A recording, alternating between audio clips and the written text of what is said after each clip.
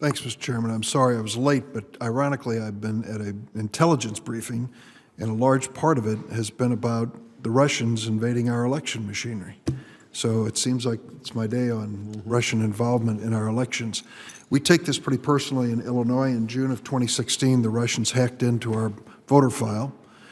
Fortunately for us, they didn't pull off any tricks to make it tough for people to vote, but we know it happened. It's verified now and reported publicly. We knew it at the time. So it was possible, and it happened. And they could have made it extremely difficult for innocent people legally entitled to vote to exercise their right to vote in 2016. They didn't. We don't want them to ever do that again. What I learned this morning was that since the middle of 2017, with a very modest down payment, we started intelligence efforts to stop them from making a mess of the 2018 election and, of course, 2020. With some success in 2018, the whole story has not been publicly reported, but we made pretty substantial investments, understanding that they were investing everything they could to try to undermine our election process. There's a number of bills that are pending before Congress, and I think some of them before this committee, on the subject of election integrity.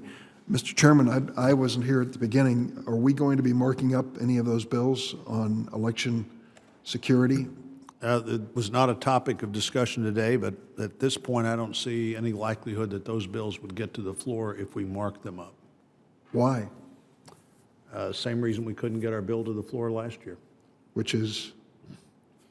I think the majority leader just is of the view that this debate reaches no conclusion. And frankly, I think the extreme nature of H.R. 1 from the House even makes it less likely that we're going to have that debate. Well, I would hope that. But we are having this hearing. Well, we are talking today. I thank you for that. How we interface with state and local officials who do have this responsibility to conduct elections, and I think we should have that. I hope you catch the irony here that at the CIA and intelligence agencies, millions of dollars are being spent to stop the Russians from making a mess of the 2020 election, and yet in the United States Senate, we can't bring a bill to the floor to even debate it. Doesn't speak very well of us. I mean, I think the Mueller report was right. It was sweeping and systematic, and Illinois has evidence of it. And they're coming at us again, and they may not be alone in their efforts. And shame on us if, as elected members of the Senate, we can't even bring the matter to the floor for a vote or debate. I think we have an obligation more than anything to make sure that the integrity of our elections in a democracy is protected. So several years ago, I had an opportunity to travel as chairman of a subcommittee of judiciary, and my topic was voter fraud. And I went to Ohio and I went to Florida. And in both of those states, I convened a hearing, and I brought in elected election officials from both political parties, put them under oath, and asked them the following question.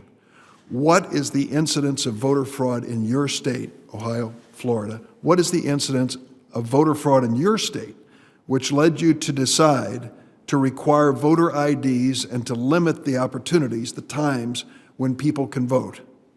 And the answer from Republicans and Democrats alike in both states was the same.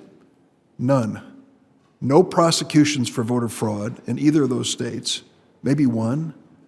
No incidents of voter fraud reported, and yet there is a movement in this country, sponsored by groups like ALEC, to make it more difficult for people to vote, to limit the opportunity period to vote, to require voter IDs without any evidence that there's voter fraud of any magnitude going on today. So I ask any one of you if you believe that there is evidence of widespread voter fraud in any state that you've come across now that would lead you to believe that we need to restrict the opportunities for people to vote in this country. Senator Durbin, the EAC is, our job is to help the states and help voters vote. That's our mission.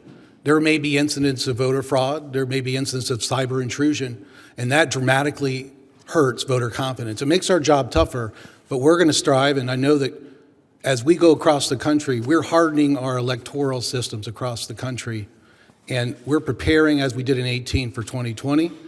Our job is to try to mitigate these concerns so that the voter confidence, they can have confidence in our systems. I want the machines to work. I want to be confident of the results that come out of the machines. But I want to give the average American who has a life to lead, maybe a job to go to, children to care about, an opportunity to vote that is easier rather than harder. I don't know why we would make it more difficult across this country for people to vote, particularly when there is no evidence of widespread voter fraud. There's a fellow professor named Justin Levitt. Except in North Carolina last fall. That's true. Justin Levitt found 31 incidents of voter fraud out of hundreds of millions of votes cast since 2000. So all this talk about, now you need an ID card. Now you can't vote on the Sunday before the election. Now the early voting period is going to be restricted. Why? Why are we doing this in this country? I mean, I'm a politician who submits my name to the voters in Illinois. So far, they kind of like me, but they may decide the other way. If it's a fair and free election, I accept the outcome. But restricting people's opportunities, we may have the best machines in the world, but if people can't get in to vote and there's not an opportunity to vote, shame on us again. I think that's the bottom line here as far as I'm concerned. Thanks, Mr. Chairman.